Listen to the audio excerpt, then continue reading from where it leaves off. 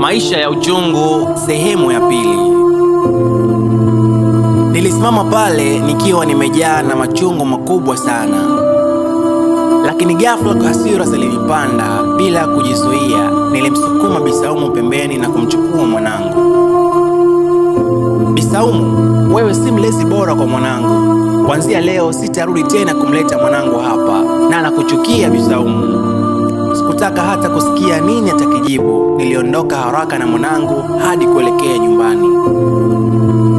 Nilipofika nyumbani, nilimwangalia mwanangu kwa umakini wa karibu sana,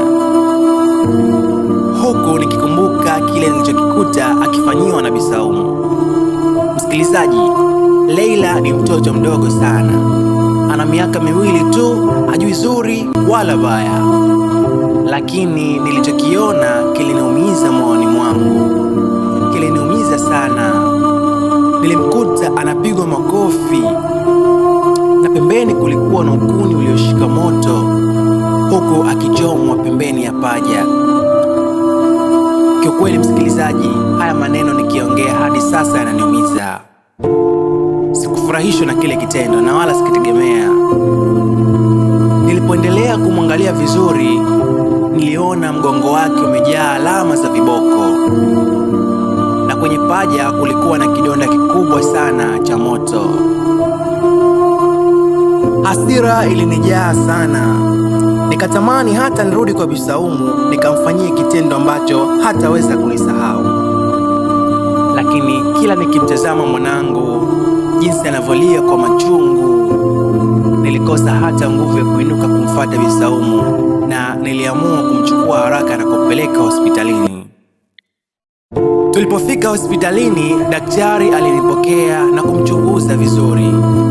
Baada ya muda aliniita na kuniambia maneno yafuatayo: mtoto wako ana tatizo jingine kubwa zaidi. Kama hatapata matibabu ya haraka, anaweza kupoteza maisha. Moyo wangu ulisimama kwa muda. Nini tena? Nilijiuliza. Na kwa hofu kubwa nikamgeukia daktari na kumuuliza, kwani kuna shida gani? Kabla hajanijibu, daktari aliniuliza tena, mtoto amelishwa nini? Nilibaki kimya, cha kujibu sina, kwa sababu kiukweli sikuwa najua nini kilichomkuta mwanangu kabla ya kumkuta pale. Kiukweli msikilizaji, nakosa hata nguvu ya kukuelezea. Nilikaa kimya kwa muda, sikujua hata nimjibu nini daktari. Akili yangu ilikuwa imejaa hasira. Nilitamani kurudi kwa Bisaumu kujua amemlisha nini mwanangu. Hata sikujua muda gani niliondoka, ila ghafla nilijikuta niko nje ya nyumba ya Bisaumu nikiwa na panga mkononi. Na kwa hasira nilimuita Bisaumu, toka nje, huku nikilia kwa uchungu sana, lakini hakujibu kitu. Nilimsubiri kwa muda, ila baada ya muda nilichoka kumsubiri nje na nikaamua kuvunja mlango kuingia hadi ndani, lakini hakukuwa na mtu.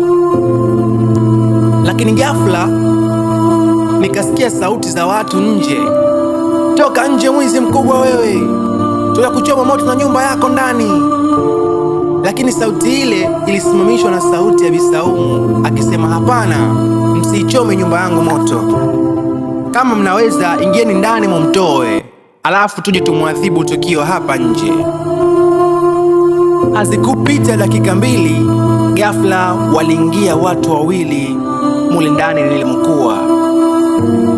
Panga ambalo nilikuwa nimeshika mkononi nilidondoka chini kwa hofu, kwa sababu wale watu walikuwa na hasira sana. Walinichukua kwa hasira na wakanitoa nje huku wakinipiga. Nilipofika nje, nilikuta umati mkubwa sana wa watu. Kabla hata sijaelewa nini kinachoendelea, nilianza kupigwa vibaya sana. Walikuwa wakinipiga huku wakisema, huyu ndiye mwizi wa mtaani, tunakomesha wizi. Nilipigwa hadi nikakosa nguvu ya kujitetea, ila kwa mbali nikasikia sireni za polisi zikilia. watu walitawanyika na mimi nikachukuliwa kama mzoga na kupakiwa kwenye gari la hospitali na kupelekwa hadi hospitali. Hospitali ambayo nilipelekwa ilikuwa ndo hospitali ile ile ambayo nilimpeleka Leila. Nilitamani hata nipate dakika chache tu nikamuone mwanangu, nikajua anaendeleaje, lakini sikupata hiyo nafasi. Lakini pia vile sikuwa na nguvu hata kuinua mguu wangu mwenyewe kuelekea katika chumba ambacho mwanangu alikuwemo. Siku iliyofuata asubuhi, askari walikuja kunichukua, lakini naomba kwenda chooni kwanza, na kwa bahati nzuri wakanisubiri nje na wakaniruhusu niingie chooni. Nilipokuwa ndani ya choo nikajiuliza maswali yafuatayo: hivi kama mimi ndiyo mtu pekee ambaye ninahitajika kumtunza mwanangu, nikiwekwa rumande, nani atamsaidia? Jibu pekee lililotoka kichwani mwangu ni kutoroka, na haraka nikatoboa dirisha la choo na nikatoroka upande wa pili. Sikujua hata nini kinaendelea nyuma yangu, ila niliamua kukimbia moja kwa moja hadi kwa rafiki yangu Jamal. Jamal ni rafiki yangu ambaye nafanya kazi naye sehemu moja, na kwa bahati nzuri nilipogonga kidogo tu Jamal akanifungulia. Alipofungua mlango nilimweleza kila kitu kilichotokea. Jamal akaniambia, usijali, nitakusaidia, nitaenda hospitali kwa mtoto wako, wewe baki hapa, mambo yatulie. Nilimshukuru sana Jamal, na baada ya kuoga nikala, Jamal akaondoka kuelekea hospitalini. Nilikaa pale ndani nikiwa sijui hili wala lile, nikiwa na mawazo tele, lakini nilifungua televisheni ili nipate dakika walau chache za kutuliza akili yangu.